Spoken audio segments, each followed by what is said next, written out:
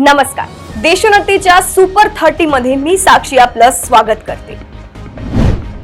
काँग्रेस अध्यक्ष मल्लिकार्जुन खरगे यांनी नरेंद्र मोदींवर टीका केली. ते म्हणाले की मोदी सरकारच्या बेटी बचाओ बेटी पढाओ योजनेतून 455 कोटी रुपये गायब झाल्याचे आरटीआय मधून उघड झाले आहे. अलीकडे आम्ही मोदीजींना बेटी बचाओ वर 3 प्रश्न विचारले होते. त्यापैकी एक प्रश्न आकडेवारी लपवण्यावर होता. आज माहिती अधिकाराच्या ताज्या खुलाशांमुळे मोदी सरकारचे खोटेपणा पुन्हा एकदा उघड झाला आहे. भारतासह 4 देशांमध्ये पुन्हा एकदा भूकंपाचे धक्के जाणवले आहेत. 3 तासांच्या आत भारत, नेपाळ, तिबेट आणि पाकिस्तानसह काही भागात भूकंपाचे जोरदार धक्के जाणवले. भारतात बिहारच्या पटना येथे 2.35 च्या सुमारास भूकंपाचे धक्के जाणवल्यानंतर लोक घराबाहेर आले.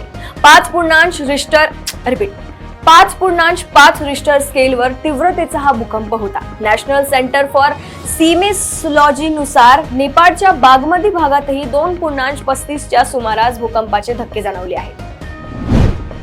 इतिहास अभ्यासक इंद्रजित सावंत यांना फोनवरून शिवीगाळ करीत धमकी दिल्याच्या प्रकरणातील आरोपी प्रशांत कोरटकरच्या अटकेसाठी कोल्हापूर पोलिसांचे पथक नागपुरात पोहोचले व त्याच्या निवासस्थानी छापा टाकला. मात्र कोरटकर हा अगोदरच फरार झाला होता. कोरटकर मध्य प्रदेशातील बालाघाट परिसरात असल्याची माहिती पोलिसांना मिळाली असून एक पथक तिकडे रवाना झाला आहे.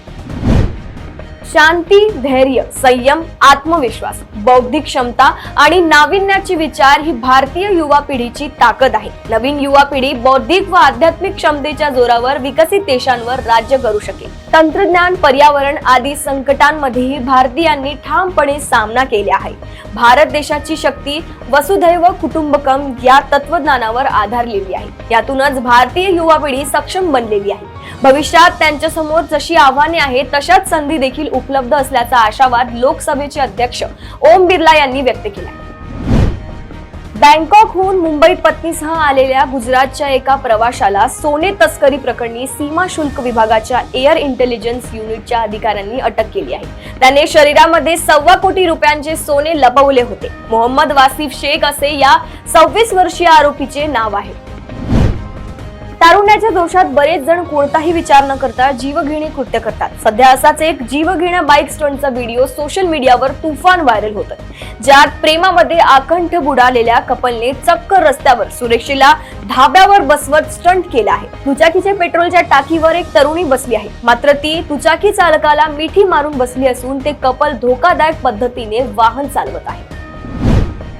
उत्तराखंड मधील चमोली येथे हिमस्खलनामुळे 57 कामगार बर्फाखाली गाडले गेले असण्याची भीती व्यक्त केली जात आहे. उत्तराखंडच्या काही भागात सुरू असलेल्या बर्फवृष्टी दरम्यान ही दुःखद घटना घडली आहे. हिम नदीखाली गाडलेल्या 57 कामगारांपैकी 16 कामगारांना वाचवण्यात यश आले आहे. उर्वरित 41 कामगारांचा शोध सुरू आहे. नागपूरच्या मानेवाडा रिंग रोडवरील तपस्या महाविद्यालयाजवळ भर दिवसा दुचाकीवरील आरोपींनी बॅग लुटली व 5.36 लाखांची रोकड लंपास केली. संबंधित रोकड पेट्रोल पंपावरील होती व तेथील कर्मचारी बँकेत जमा करायला घेऊन चालला होता. हुडकेश्वर पोलीस ठाण्याच्या हद्दीत ही घटना घडली असून त्यामुळे खळबळ उडाली आहे.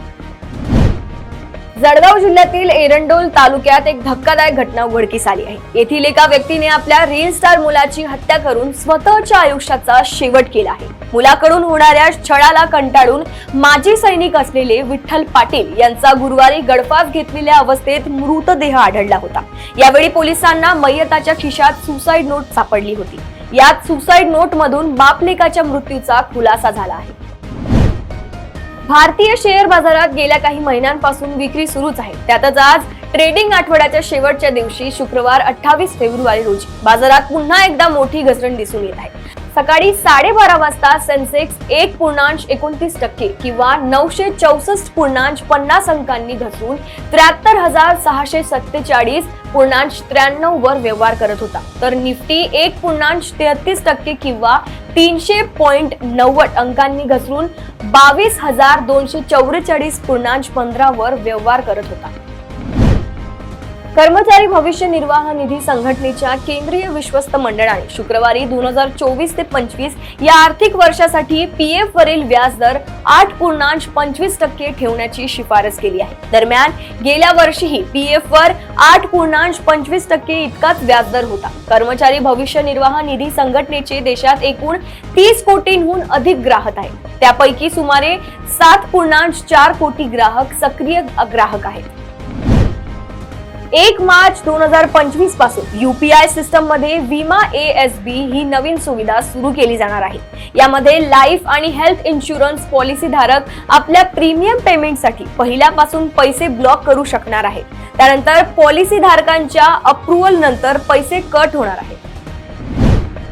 पुण्यातील स्वारगेट डेपोमधील शिवशाही बलात्कार प्रकरणातील आरोपी दत्ता गाडे याला अखेर पोलिसांनी बेड्या ठोकल्या आहेत. शिरूर पोलिसांनी गुनाट गावातून दत्ता गाडे याला मध्यरात्री अटक केली. त्याला लष्कर पोलिसांत नेण्यात आले आहे. त्याची वैद्यकीय तपासणी झालेली आहे. आज दुपारी दत्ता गाडे याला शिवाजीनगर कोर्टात हजर करण्यात आले. गुगल कंपनीच्या माजी अधिकारी व्हीनस वांग यांनी एक आश्चर्यचकित करणारा दावा केला. व्हीनस यांच्या मते घटस्फोटानंतर त्यांची कमाई तिप्पट झाली आहे. व्हीनस या 2021 मध्ये घटस्फोटित आणि बेरोजगार होत्या.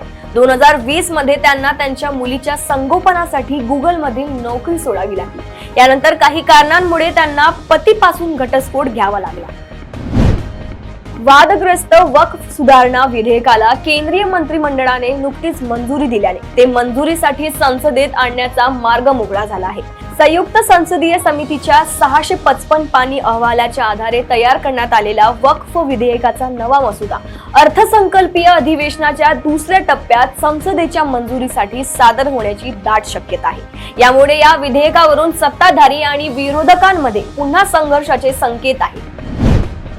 येत्या 2 मार्च पासून सलग 15 दिवस पश्चिम आकाशात एक साथ 7 चंद्र बघता येणार आहे. यामध्ये एक चंद्र, दुसरा शुक्राची कोर आणि तिसरा बुध ग्रहाच्या कलेचा आकार चंद्राप्रमाणे पाहता येईल. गोव्यातील पर्यटनात घट होण्यास वडापाव आणि इडली सांबार जबाबदार असल्याचा दावा सत्ताधारी भारतीय जनता पक्षाचे आमदार मायकल लोबो यांनी केला आहे. उत्तर गोव्यातील कलंगूट मध्ये पत्रकारांशी बोलत असताना त्यांनी राज्यातील घटत्या पर्यटनावर भाष्य केले. पर्यटक संख्या घटण्यास अनेक घटक जबाबदार असल्याचं लोबो म्हणाले आहेत. तामिळनाडूचे मुख्यमंत्री M.K. स्टॅलिन यांनी केंद्र सरकारच्या कथित हिंदी लादण्याच्या विरोधात आक्रमक पवित्रा घेतला आहे. तामिळनाडू आपल्यावर हिंदी भाषेची सक्ती लादू देणार नाही असे म्हणून त्यांनी आपल्या संस्कृतीचे रक्षण करण्याची ग्वाही दिली. हिंदी भाषा लादण्याला विरोध आहे. हिंदी हा मुखवटा आहे तर संस्कृत हा छुपा चेहरा आहे असे त्यांनी कार्यकर्त्यांना लिहिलेल्या पत्रात म्हटले आहे. सोशल मीडिया प्लॅटफॉर्म X वर एक व्हिडिओ खूप व्हायरल होत आहे. हा व्हिडिओ एका वेल माशाने बोट गिळतानाचा आहे. या व्हायरल व्हिडिओ मध्ये असे दिसते की समुद्राच्या मध्यभागी एक वेल मासा संपूर्ण बोट गिळंकृत करते. बोटीत काही लोक देखील आहेत ज्यांना वेल शोषून घेत आहेत. पार्श्वभूमीवर लोकांच्या किंकाळाही ऐकू येतात. सजाग टीमने व्हायरल व्हिडिओची तपासणी केली आणि त्यांना आढळले की हा खरा व्हिडिओ नाही तर तो आर्टिफिशियल इंटेलिजन्स म्हणजेच AI च्या मदतीने तयार करण्यात आला आहे. ज्येष्ठ अभिनेत्री आणि राज्यसभेच्या माजी सदस्या जया प्रदा यांच्यावर दुःखाचा डोंगर कोसळला. जया प्रदा यांच्या भावाचं निधन झालंय. भावाच्या निधनानंतर जया प्रदा यांनी सोशल मीडियावर भावुक पोस्ट शेअर करत भावना व्यक्त केल्या आहेत. मिळालेल्या माहितीनुसार जया प्रदा यांच्या भावाचं निधन गुरुवारी झालं आहे. सध्या जया प्रदा यांची सोशल मीडिया पोस्ट तुफान व्हायरल होत आहे. मुंबईतील छत्रपती शिवाजी महाराज मैदानावर महाराष्ट्र नवनिर्माण सेनाने मराठी गौरव दिनानिमित्त कार्यक्रमाचे आयोजन करण्यात आले होते. या कार्यक्रमाला अभिनेता विकी कौशलने उपस्थिती लावली. या कार्यक्रमामध्ये विकी कौशलने मराठीमध्ये कणा कविता सादर केली आहे. कबीर सिंग मधील प्रीती अर्थात कियारा अडवाणी आई होणार आहे. सिद्धार्थ मल्होत्रा व कियारा अडवाणी यांनी इंस्टाग्रामवर एक पोस्ट शेअर करून ही आनंदाची बातमी दिली आहे. लग्नानंतर 2 वर्षांनी हे दोघेही आपल्या पहिल्या बाळाचं स्वागत करणार आहे. प्रसिद्ध फुटबॉलपटू क्रिस्टियानो रोनाल्डोचा जॉर्जिना रॉड्रिग्ज सोबतचा एक फोटो सोशल मीडियावर व्हायरल होत आहे, ज्यामध्ये फुटबॉलपटू क्रिस्टियानो रोनाल्डो जॉर्जिनाला प्रपोज करताना दिसतोय. या फुटबॉलपटूचे चाहते एका फोटो खरा असल्याचं समजून शेअर करत आहेत. जेव्हा सजगच्या टीमने क्रिस्टियानो रोनाल्डो आणि जॉर्जिना रॉड्रिग्जच्या व्हायरल फोटोची तथ्य तपासणी केली, तेव्हा तो फोटो बनावट असल्याचे निष्पन्न झाले.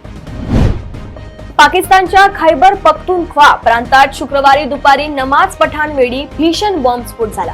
या स्फोटामध्ये किमान 3 जणांचा मृत्यू झाला असून 20 जण गंभीर जखमी झाले आहेत.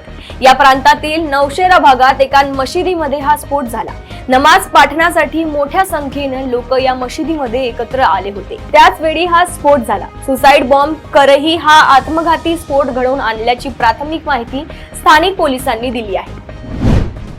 स्मृती मानधनाच्या नेतृत्वाखालील गत चॅम्पियन्स रॉयल चॅलेंजर्स बंगळुरू संघानं यंदाच्या महिला प्रीमियर लीगच्या 3ऱ्या हंगामाची अगदी धमाक्यात सुरुवात केली.